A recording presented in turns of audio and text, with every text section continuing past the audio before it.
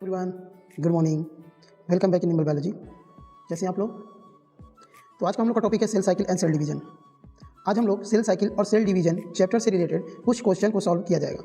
MCQ को आज हम लोग सॉल्व करेंगे, ठीक है। तो वन बाय वन क्वेश्चन को सॉल्व करते हुए हम लोग चलते हैं। जिसको पता होगा आंसर तुरंत कमेंट करेगा, ठीक है। तो टाइम को बर्बाद न करते हुए डायरेक्ट हम क्वेश्चन पे आते हैं। देखिए पहला क्वेश्चन हमारा क्या है। पहला क्वेश्चन हमारा कहता है nuclear envelope reappear eight.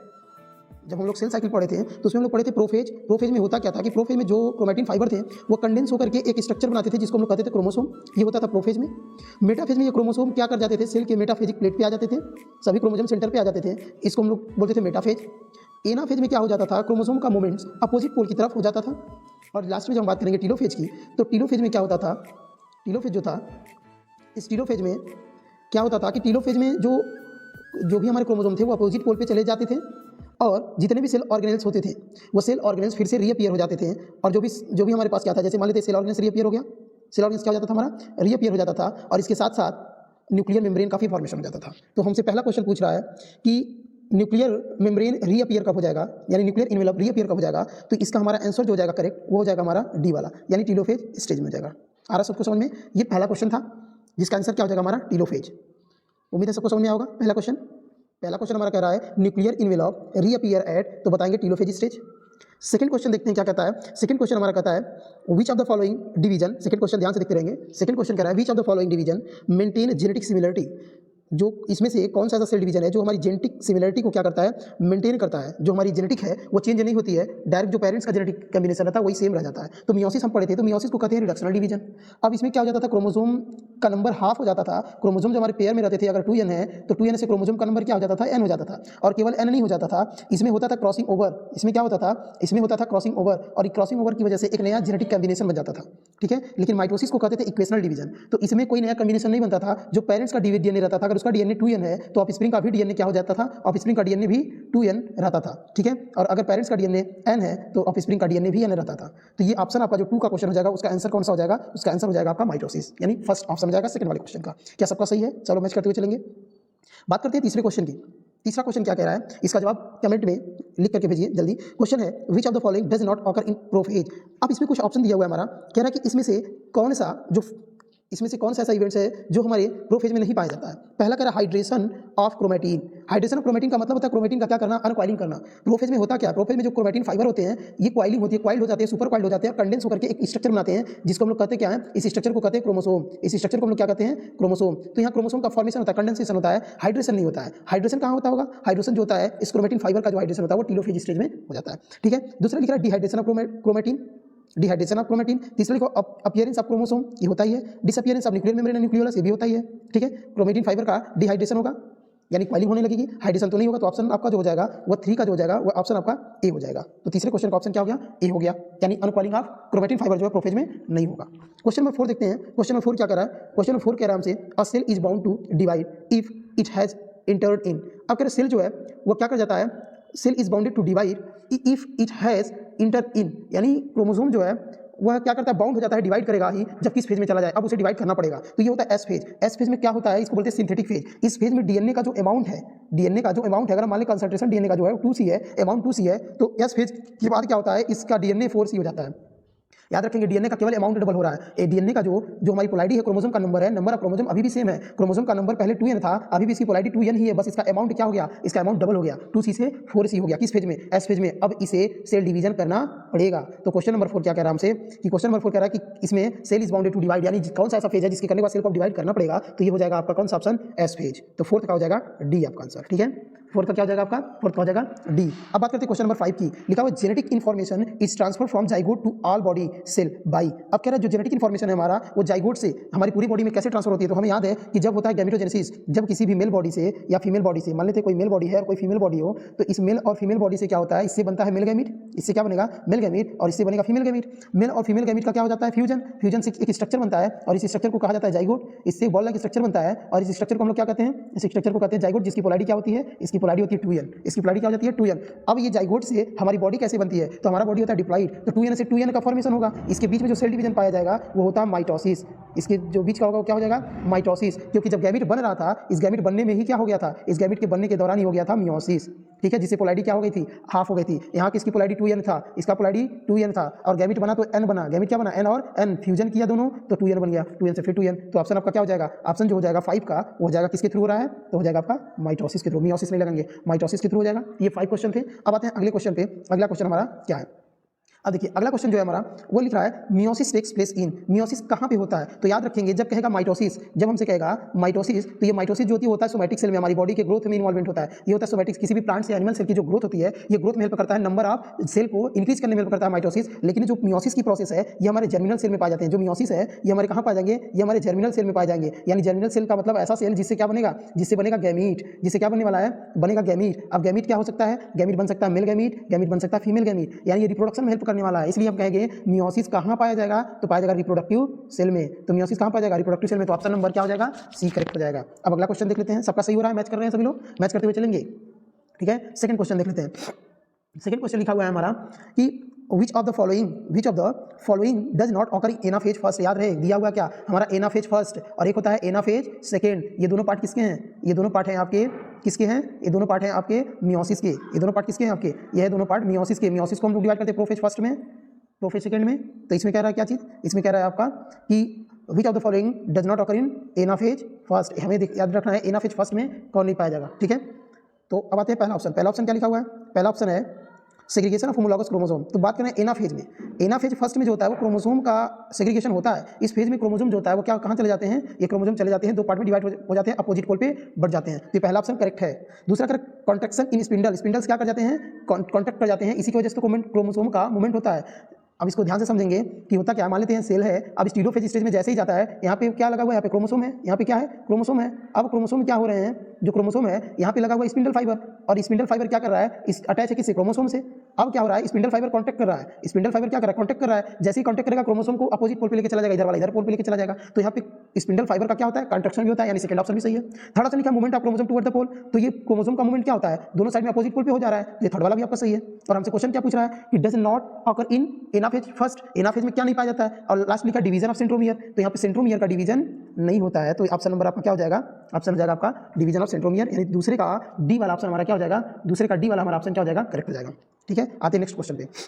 Next question हमारा है थर्ड क्वेश्चन। थर्ड क्वेश्चन देखिए क्या कह रहा है, थर्ड क्वेश्चन कह रहा है हमारा इन मियोसिस, मियोसिस की बात कर रहा है। इन मियोसिस ध्यान रखेंगे, माइटोसिस नहीं कर रहा, मियोसिस, मियोसिस में क्या हो रहा है, लिखा division of nucleus, division of nucleus twist but replication of DNA only one. Yes, ये करेक्ट कर रहा है। मियोसिस में होता क्या है कि डिवीजन जो होता है सेल का न्यूक्लियस का डिवीजन दो बार होता है, एक होता है मियोसिस फर्स्ट में और एक होता है मियोसिस सेकंड में। तो न्यूक्लियस का डिवीजन दो बार हो रहा है, लेकिन क्रोमोसोम का जो क्रोमोसोम है उस क्रोमोसोम का जो डिवीजन है या रेप्लिकेशन है वो केवल एक टाइम हो रहा है, वन बार, केवल एस फेज में होता है। तो क्रोमोसोम का रेप्लिकेशन केवल एक फेज में होगा, लेकिन डीएनए का जो डिवीजन, जो न्यूक्लियस का डिवीजन होगा दो टाइम होगा। तो पहला ऑप्शन आपका क्या हो जाएगा, करेक्ट हो जाएगा, बाकी सब क्या हो जाएंगे, रॉन्ग हो जाएंगे, ठीक है। अब आते हैं इस पार्ट पे, अगला क्वेश्चन देख लेते हैं। अगला क्वेश्चन क्या है, अब अगला क्वेश्चन क्या है, कहाँ गया क्वेश्चन हमारा, ठीक आ गया, चलिए ठीक।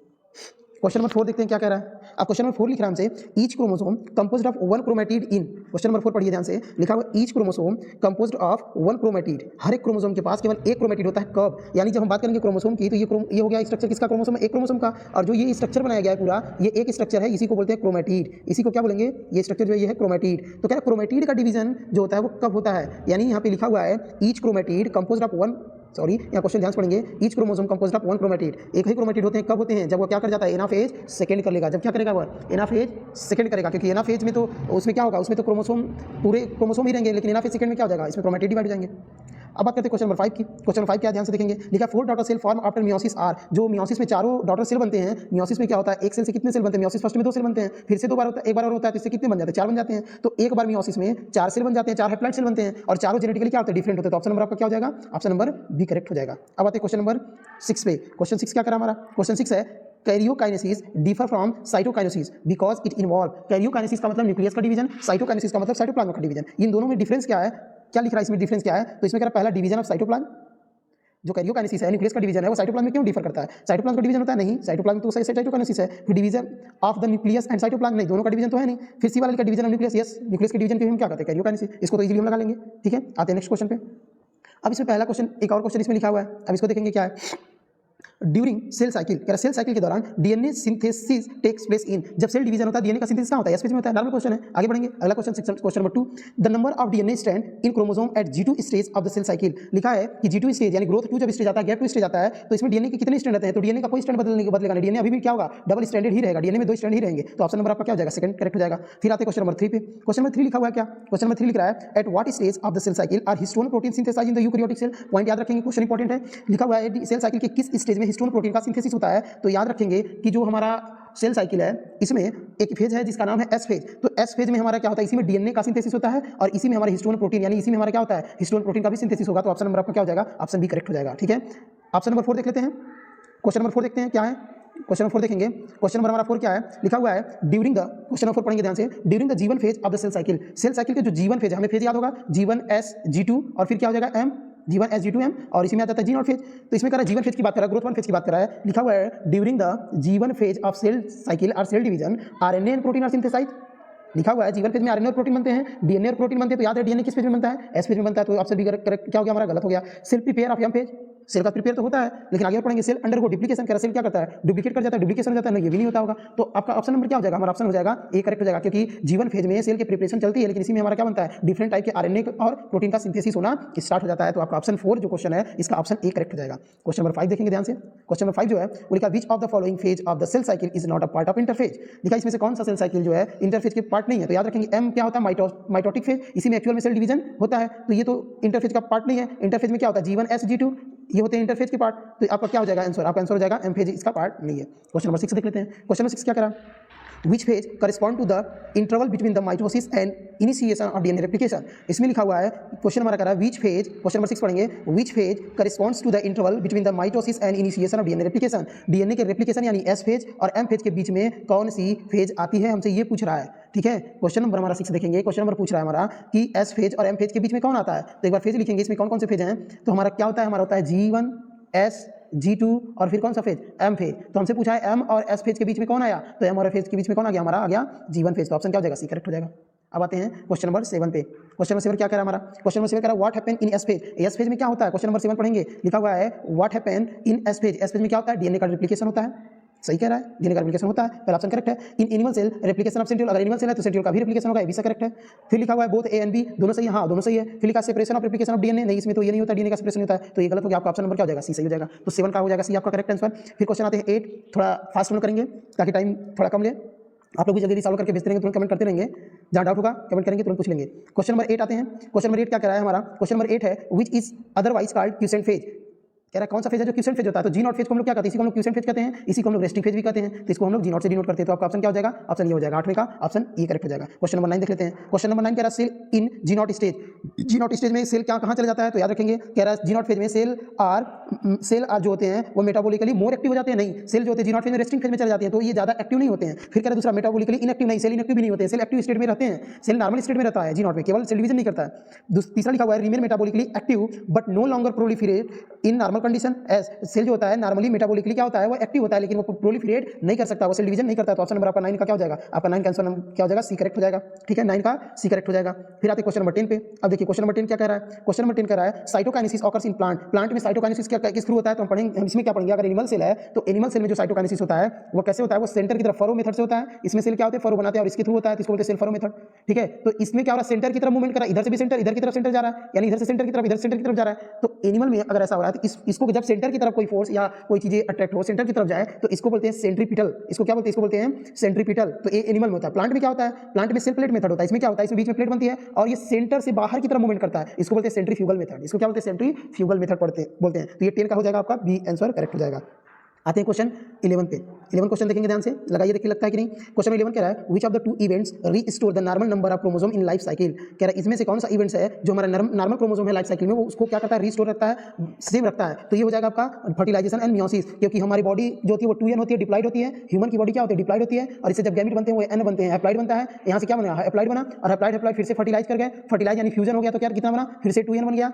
फिर से क्या बन गया, फिर से 2n बन गया। तो फर्टिलाइजेशन क्या कर रहा है, ये हमारी बॉडी को मेंटेन कर रहा है। अब जब गैमीट्स यहाँ बनते हैं, जब 2n से n बनता है तो इसके बीच में क्या हो जाता है, इसके बीच में होता है मियोसिस। अगर ये मियोसिस नहीं हुआ रहता तो n नहीं बना होता, और फर्टिलाइजेशन नहीं किया होता फिर से 2n नहीं बना होता। यानी हमारा जो क्रोमोसोम का जो नंबर है उसको मेंटेन कौन करता है, उसको मेंटेन करता है फर्टिलाइजेशन के थ्रू और मियोसिस किसके थ्रू, मियोसिस के थ्रू।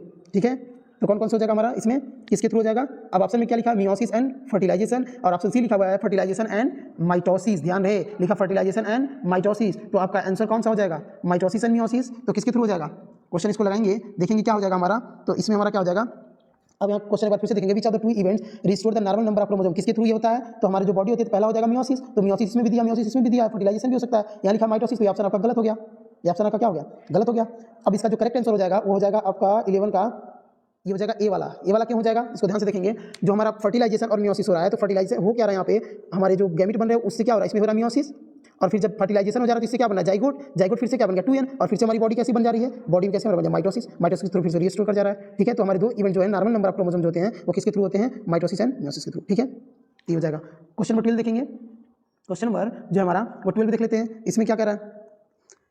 क्वेश्चन नंबर 12 देखेंगे, एक बार फिर से पढ़ेंगे क्वेश्चन नंबर 12 को। लिखा है how many chromosomes shall be present in diploid cell at the mitotic anaphase if its egg cell has 10 chromosome. इसमें कह रहा कि अगर एग है और एग सेल में कितने क्रोमोसोम है, 10 क्रोमोसोम है। तो इसमें लिखा हुआ कि डिप्लॉयड स्टेज में, यानी लिखा how many chromosomes shall be present in diploid cell at mitotic, mitotic लिखा, इसका मतलब क्या हो रहा है, माइटोसिस हो रहा है। और माइटोसिस जब भी होगा तो क्रोमोसोम का नंबर n से क्या हो जाता है, n होता है, सेम रह जाता है। तो इसमें भी क्या हो जाएगा, 10 जो क्रोमोसोम नंबर है वो 10 ही रह जाएगा। तो आपका 12 का कौन सा आंसर हो जाएगा, आपका 12 का, एक मिनट क्वेश्चन को फिर से देखेंगे, क्वेश्चन थोड़ा सा मिस्टेक हुआ, क्वेश्चन को इसको देखेंगे क्या इसमें कह रहा है, इसमें क्वेश्चन मैच करेंगे। लिखा हुआ how many chromosomes shall be present in the diploid cell, अगर कोई डिप्लॉयड सेल है यानी 2n सेल है तो इसमें कितने सेल होंगे, जबकि एक सेल में कितना सेल है, एक जो सेल है इसमें टोटल क्रोमोसोम का नंबर 10 है। एक सेल की पोलैरिटी कितनी होती है, एक सेल की पोलैरिटी होती है n, तो n का वैल्यू क्या दे दिया हमें, n का वैल्यू दे दिया 10, और हमसे पूछ क्या रहा है डिप्लॉयड स्टेज यानी 2n का वैल्यू। तो n का वैल्यू जब हम 10 निकालेंगे तो 2n का वैल्यू क्या हो जाएगा, 2 इंटू n का वैल्यू रख देंगे 10, तो क्या आ जाएगा हमारा 20। तो आपका ऑप्शन क्या हो जाएगा, ऑप्शन नंबर बी हो जाएगा। ठीक है, तो आपका 12 का आंसर जो हो जाएगा वह बी हो जाएगा करेक्ट आंसर। n का वैल्यू हमसे दे दिया, 2n का वैल्यू पूछ लिया।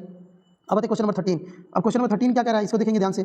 लिखा हुआ इन एनिमल सेल, अभी हम बात किए इस क्वेश्चन को, अभी हम लोग क्वेश्चन किए हैं क्वेश्चन नंबर 10, उसमें लिखा था प्लांट सेल में सेल डिवीजन कैसे होता है, तो हम लोग सेंट्रीफ्यूगल पढ़े थे। एनिमल सेल में पूछ लिया तो एनिमल सेल में पढ़े थे सेंट्रीपिटल फोर्स। सेंट्रीपिटल क्या हो जाएगा, सेंट्रीपिटल प्रोसेस होगा साइटोकाइनेसिस, यानी क्या होगा यहाँ से एनिमल सेल है तो इस तरह हो जाएगा सेंटर की तरफ। ये हो गया आपका 13। क्वेश्चन नंबर 14 देखेंगे, क्वेश्चन नंबर 14 क्या लिखा हुआ है, क्वेश्चन नंबर 14 है in telophase of mitosis, in telophase of mitosis, mitosis के टीलोफेज की बात कर रहा है, the mitotic spindle break down and nuclear membrane form. यानी इसमें क्वेश्चन में क्या कह रहा है हमारा कि जो इसमें कह रहा है माइटोटिक स्पिंडल जो होते हैं वो क्या हो जाते हैं, ब्रेक डाउन करते हैं, न्यूक्लियर मेम्ब्रेन क्या हो जाता है, बन जाता है, फॉर्म हो जाता है। This essentially the opposite of the what happen, यानी जो कह रहा है कि जो स्पिंडल फाइबर है वो स्पिंडल फाइबर टूट जाते हैं और क्या हो जाते हैं, न्यूक्लियर मेम्ब्रेन क्या हो जाता है, फिर से बन जाता है, रीअपीयर हो जाता है। ये दोनों स्टेज होता है टीलोफेज में, ये दोनों क्या होता है, टीलोफेज में। अब कह रहा है इसका अपोजिट कौन है, जो टीलोफेज होता है हम पढ़ेंगे, टीलोफेज जो होता है वो अपोजिट है प्रोफेज का। प्रोफेज में क्यों, क्योंकि प्रोफेज में क्या हो रहा है, स्पिंडल फाइबर बनना स्टार्ट होता है इसी स्टेज में, यानी प्रोफेज में ही स्पिंडल फाइबर के बनने के साथ साथ न्यूक्लियर मेम्ब्रेन जो सेल ऑर्गेनेल हैं सब क्या हो जाते हैं, डिसअपीयर हो जाते हैं, और इसी का अपोजिट टीलोफेज में है। तो उसका अपोजिट पूछा तो हमारा आंसर क्या हो जाएगा, 14 का हो जाएगा हमारा प्रोफेज, यानी पहला हो जाएगा। अब बात करते हैं 15 का।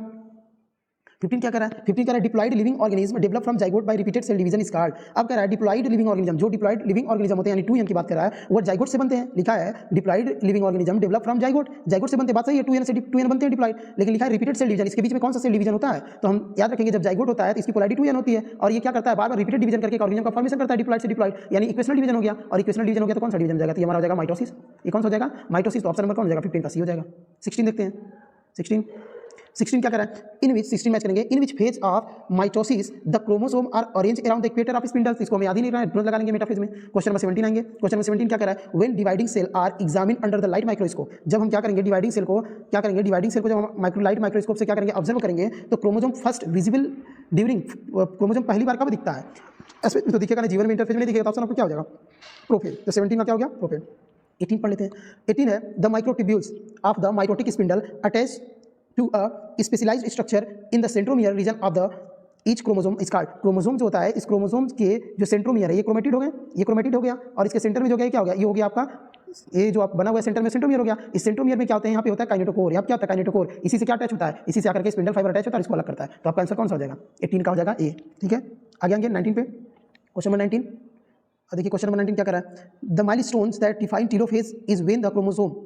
अब कौन सा इसमें से जो मेन इवेंट्स है वो क्या कर रहा है, कौन सा इवेंट जो है वो टीलोफेज को क्या कर रहा है, ज़्यादा अच्छे से डिफाइन कर रहा है, इसको देखेंगे। तो इसमें अगर क्रोमोसोम सेपरेट होते हैं, नहीं ये नहीं होगा, कम्स टुगेदर एक साथ आएंगे नहीं, लाइन अप हो जाएंगे नहीं, इस स्टेज में क्या हो जाता है, आर एट अपोजिट पोल पे क्रोमोसोम क्या कर जाते हैं, मूव कर जाते हैं। तो ये टेलोफेज का मेन कैरेक्टरिस्टिक फीचर हो जाएगा। तो आंसर हो जाएगा हमारा 19। तो हमारा आंसर क्या हो जाएगा 19। चलिए तो हम बात करते हैं क्वेश्चन नंबर 20 की।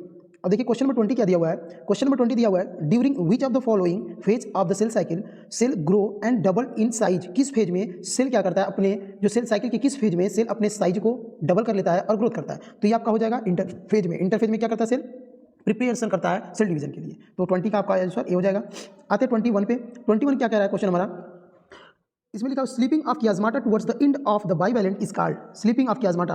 कियाज्माटा क्या है कि जो क्रोमोसोम में क्रॉसिंग ओवर हो रहा था, इसमें एक क्रोमोसोम दूसरे क्रोमोसोम से क्या था, अटैच था। तो यहाँ पे अटैच था, इस स्ट्रक्चर को बोलते हैं कियाज्मा। जहाँ जहाँ जिस पोजीशन से अटैच है इस स्ट्रक्चर को बोलते हैं कियाज्मा, ठीक है। और इस स्ट्रक्चर को बोलते हैं कियाज्माटा। इस प्रोसेस को क्या बोलते हैं, इसमें कियाज्माटा। तो लिखा है इसमें कि जब कियाज्माटा क्या होने लगे, स्लीपिंग होने लगे, डिसोल्यूशन होने लगे, तो इस प्रोसेस को क्या कहते हैं, इसको कहते हैं टर्मिनलाइजेशन। इसको क्या बोलेंगे, इसको बोलेंगे टर्मिनलाइजेशन, ठीक है। तो ऑप्शन आपका एक करेक्ट हो जाएगा। अब आते हैं क्वेश्चन नंबर 22 पे। क्वेश्चन नंबर 22 पे 22 क्या कह रहा है, आफ्टर मियोसिस फर्स्ट के बाद the two chromatid of the chromosome are. जब मियोसिस फर्स्ट हो जाता है तो दोनों क्रोमेटिड क्या होते हैं, अलग होते हैं, और दोनों में क्रॉसिंग ओवर की वजह से जेनेटिकली क्या होते हैं, ये डिफरेंट होते हैं। तो आपका 22 का जो ऑप्शन हो जाएगा वह बी हो जाएगा, ठीक है। अब आते हैं 23 पे। 23 पे देखेंगे, in which stage of the meiosis the chromosome number reduce to half. क्या इसमें से किस स्टेज में क्रोमोसोम का जो नंबर होता है वो हाफ हो जाता है, यानी 2n से क्या हो जाता है, n हो जाता है। तो ये होता है आपका किसमें, एनाफेज फर्स्ट में। 28 का क्या हो जाएगा आपका, 23 का आपका ए हो जाएगा, ठीक है। अब आते हैं 24 पे। 24 क्या कह रहा है, कंडेंसेशन ऑफ द क्रोमोसोम आकर। ये नॉर्मल क्वेश्चन है, हम लगा लेंगे। कंडेंसेशन ऑफ क्रोमोसोम कब होता है, प्रोफेज फर्स्ट में। 25 देखेंगे, रिकॉम्बिनेंट नोड्यूल और फाउंड इन। रिकॉम्बिनेशन का जो नोड्यूल है कब बनता है, तो प्रोफेज फर्स्ट में बनता है। पढ़ेंगे लिप्टोटीन, हम लोग पढ़े थे लिप्टोटीन, जाइगोटीन, ठीक है, पैचेटीन, डिप्लोटीन और डायकाइनेसिस स्टेज पढ़े थे। तो उसी की बात ये कर रहा है, ठीक है। अब आते हैं क्वेश्चन नंबर 26 पे। क्वेश्चन नंबर 26 क्या कह रहा है, इसको देख लेते हैं। इसमें लिखा हुआ in pachytene stage of the meiosis. Meiosis के जो पैचेटिन स्टेज है the chromosome appear. Pachytene stage में क्रोमोसोम जो होता है कैसा दिखता है, तो ये आपका हो जाएगा ऑप्शन नंबर डी हो जाएगा, यानी 4 स्टैंडर्ड। जो पैचेटिन स्टेज है उसमें क्रोमोसोम कैसा दिखता है, उसमें क्रोमोसोम आपका कब कैसा दिखता है, 4 स्टैंडर्ड दिखता है, ठीक है। अब आते हैं 27 पे।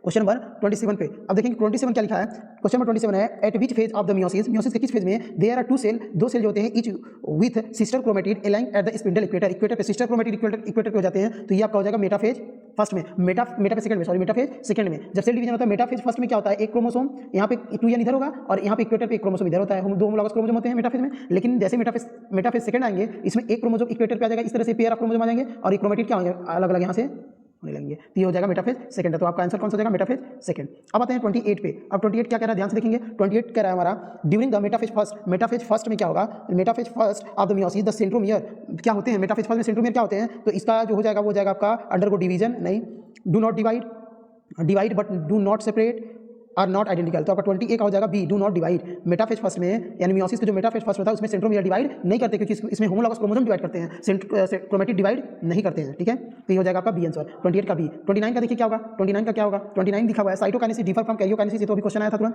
Cytokinesis differ from karyokinesis because it involve. Cytokinesis जो है कैरियोकाइनेसिस से डिफर करता है, क्यों, क्योंकि इसमें क्या होता है, ये साइटोप्लाज्म का डिवीजन है। सेम क्वेश्चन उल्टा अभी हम लोग पढ़ के आ रहे हैं, उसमें पूछा था कैरियोकाइनेसिस डिफर साइटोकाइनेसिस। तो यहाँ पे क्वेश्चन वही है, वहाँ पे न्यूक्लियर डिवीजन था, यहाँ साइटोप्लाज्म का डिवीजन इजीली हो जाएगा। क्वेश्चन नंबर 30 देखते हैं। 30 क्या लिखा हुआ है, 30 क्वेश्चन लिखा है, कियाज्माटा फॉर्मेशन ऑकर्स ड्यूरिंग। याद रखेंगे पॉइंट, कियाज्माटा कहाँ बनता है, तो आपका डिप्लोटीन स्टेज में कियाज्माटा बनता है, ठीक है, और डायकाइनेसिस में क्या हो जाता है, डिसोल्यूट कर जाता है। फिर आपका है 31। तो 30 का क्या हो जाएगा, 30 का ए हो जाएगा। और 31 देख लेते हैं। 31 में लिखा हुआ है हमारा G naught state of cell in eukaryotic cell cycle denoted. Gene और जो है वो किसको डिनोट करता है, checkpoint before entering the next phase, pausing in the middle of the cycle नहीं, डेथ ऑफ सेल नहीं, exit of the cell cycle. तो आपका क्या हो जाएगा, exit of the cell cycle, यानी सेल साइकिल से एग्जिट करके इनएक्टिव फेज में चला जाता है। तो 31 का क्या हो जाएगा आपका डी हो जाएगा। चलिए आते जल्दी से हम कंप्लीट करते हैं। क्वेश्चन नंबर 32 क्या हो गया, लगाएंगे 32 क्वेश्चन नंबर 32 लिखा duplication of the chromosome without the division of the nucleus is called. यानी कह रहा है यहाँ पे जब क्रोमोसोम क्या हो जाते हैं, न्यूक्लियस के डिवीजन के बिना ही अगर क्रोमोसोम क्या हो जाए, डुप्लीकेट कर जाएंगे, तो इस केस में होगा क्या, इसमें क्या हो जाएगा, क्रोमोसोम जो होगा उसका इस प्रोसेस को बोलेंगे एंडोमाइटोसिस। यानी कह रहा है duplication of chromosome without division of nucleus. Nucleus के बिना डिवीजन के क्रोमोसोम डुप्लीकेट कर जाएंगे तो नंबर क्या हो जाएगा, डबल हो जाएगा। इसमें इस केस को क्या बोलेंगे, इसको बोलेंगे एंडोमाइटोसिस। इस केस को बोलेंगे एंडोमाइटोसिस, पॉइंट याद रखेंगे। 33 क्या लिखा हुआ है, इसमें लिखा काइनेटीन। काइनेटीन मतलब साइटोकाइनिन हार्मोन्स है, प्लांट हार्मोन्स है। Cytokinin increase the rate of mitosis by reducing the duration of. Cytokinin एक ऐसा हार्मोन होता है जो प्लांट में सेल डिवीजन कराता है, लेकिन सेल डिवीजन को फास्ट क्यों कराता है, क्योंकि इंटरफेज की जो स्टेज है इसको क्या कर देता है, कम कर देता है। इंटरफेज की स्टेज को कम करके ये सेल डिवीजन को फास्ट कर देता है। क्वेश्चन नंबर 34 देख लेते हैं। अब 34 लिखा if crossing over occur at the two standard stage then percentage occur. अगर डीएनए के दोनों स्टैंड में क्या हो रहा है, क्रॉसिंग ओवर हो रहा है, तो यहाँ पे कितना होगा, 100% हो जाएगा। डीएनए के दोनों स्टैंड में होगा तो क्या होगा, 100% हो जाएगा। तो 34 का क्या हो जाएगा आपका डी हो जाएगा। 34 का क्या हो जाएगा, डी हो जाएगा। अब आते हैं 35 पे। 35 क्या कर रहा है, homologous chromosome so maximum attraction during homologous जो क्रोमोसोम होता है मैक्सिमम अट्रैक्शन किस फेज में करता है, तो 35 का हो जाएगा पैचेटिन स्टेज में। पैचेटिन में क्या होता है, मैक्सिमम अट्रैक्शन होने लगता है। तो फिर आते हैं 36 पे। 36 क्या कर रहा है, at anaphase second, anaphase second में मियोसिस के एनाफेज सेकंड में each chromosome contain, anaphase second में हर एक क्रोमोसोम के पास कितना डीएनए होता है, इसमें एक डीएनए होता है, केवल एक क्रोमेटिड एक डीएनए हो जाएगा, क्योंकि वहाँ पोलैरिटी क्या हो जाती है, हाफ हो जाती है। फिर आते हैं इसमें 37 क्वेश्चन नंबर 37 में क्या लिखा हुआ है, इसमें है ड्यूरिंग सेल डिवीजन के दौरान some time there will be failure of separation of sister chromatid, this event इसका कभी कभी सेल डिवीजन में क्या होता है कि फेल कर जाता है, सिस्टर क्रोमेटिड अलग नहीं होता है, इस केस को कहते हैं नॉन डिसजंक्शन। इसको क्या बोलेंगे, इसको बोलेंगे नॉन डिसजंक्शन। तो ये आंसर हो जाएगा हमारा 37 का डी। फिर आते हैं 38 का। 38 में क्या लिखा हुआ है, 38 का है how many mitotic division must occur in cell of root tip to form 256 cell. अगर कह रहा है कि रूट सेल है, मान लेते एक रूट सेल है और हमें बनाना कितना है, 256 सेल बनाना है, तो कितनी बार माइटोटिक डिवीजन करना पड़ेगा। माइटोटिक डिवीजन करने के लिए हम क्या करेंगे, एक सेल है, अब इसको कैलकुलेट करेंगे, एक सेल है तो एक बार माइटोसिस होगा कितना बनाएगा, 2 बनाएगा, दोबारा होगा कितना बनाएगा, 4 बनाएगा, फिर से दोबारा होगा कितना, 8 बनाएगा, फिर से होगा कितना, 16 बना लेगा, 16 से कितना बनेगा, 32 बनाएगा, 32 से कितना बनेगा, 64 बनाएगा, इससे क्या बनेगा, 128 बनाएगा, इससे कितना बनेगा, ये बना लेगा 256, 256। कितनी बार हुआ, काउंट कर लेंगे, 1 2 3 4 5 6 7 और 8 बार हुआ, तो 8 बार माइटोसिस करना पड़ेगा इतने सेल को प्रोड्यूस करने के लिए। तो आपका आंसर कौन हो जाएगा, आंसर हो जाएगा 38 का बी हो जाएगा। ठीक है, आते हैं 39 पे। 39 क्या दिया हुआ है, ध्यान से देखेंगे। 39 कह रहा है if we ignore the effect of crossing over, अगर क्रॉसिंग ओवर के इफेक्ट को हम इग्नोर कर दें तो how many different haploid cell arises by the meiosis in the diploid cell having 2n is equal to कितना 12। अगर हम इसको क्या कर दें, अगर हम इसको क्या कर दें, ये जो सेल है, ये जो हम इसको जो क्रॉसिंग ओवर है इसको हम क्या करें, इग्नोर कर दें, तो इग्नोर करने के बाद क्या हो रहा है, हमें मियोसिस में कितने टाइप के डिप्लॉइड सेल बनेंगे, इसके इसको करने के लिए हम क्या करेंगे, पहले निकालेंगे n का वैल्यू। n का वैल्यू निकालेंगे तो कितना हो जाएगा 6, क्योंकि हमारे 2n का वैल्यू क्या है, 2n का वैल्यू 12 है, तो n का वैल्यू कितना हो जाएगा 6। और इस तरह के क्वेश्चन करने के लिए क्या करते हैं, क्वेश्चन लिखा डिप्लॉइड सेल है, तो डिप्लॉइड सेल है और n का वैल्यू 6 आ गया, इसके लिए फॉर्मूला लगाते हैं 2 to the power n, 2 to the power क्या लगाएंगे n, और यहाँ 2 के पावर कितना है, n का वैल्यू आ गया 6, तो हो जाएगा 2 टू द पावर 6, और इसके लिए हम क्या करेंगे 2 इंटू 2 6 बार कर लेंगे हम, तो हमारा आंसर कितना आ जाएगा, कितना हो गया 3 कितना आ गया 2 2 जा 4 2 जा 8 फिर हो जाए 16 32 और फिर 64। तो ऑप्शन क्या हो जाएगा आपका, डी ऑप्शन हो जाएगा। 39 का क्या हो जाएगा, डी हो जाएगा। आते हैं 14 पे, लास्ट क्वेश्चन पे, बाकी क्वेश्चन बाद में लगाएंगे हम लोग, ये टाइम ज़्यादा हो जाएगा। क्वेश्चन नंबर 14 क्या कह रहा है, 40 a triploid nucleus cannot undergo meiosis. अगर ट्रिप्लाइड न्यूक्लियस यानी 3n है तो मियोसिस क्यों नहीं करता है, मियोसिस इसलिए नहीं करता क्योंकि यहाँ होमोलॉगस क्रोमोसोम का पेयर नहीं है। 2n है तो होमोलॉगस क्रोमोसोम यहाँ पे पेयर है, 3n है पेयर नहीं है, 4n है पेयर है, तो यहाँ पे होमोलॉगस क्रोमोसोम का पेयर नहीं बन पा रहा, इसलिए क्या नहीं करेगा, ये सेल डिवीजन मियोसिस नहीं करेगा, माइटोसिस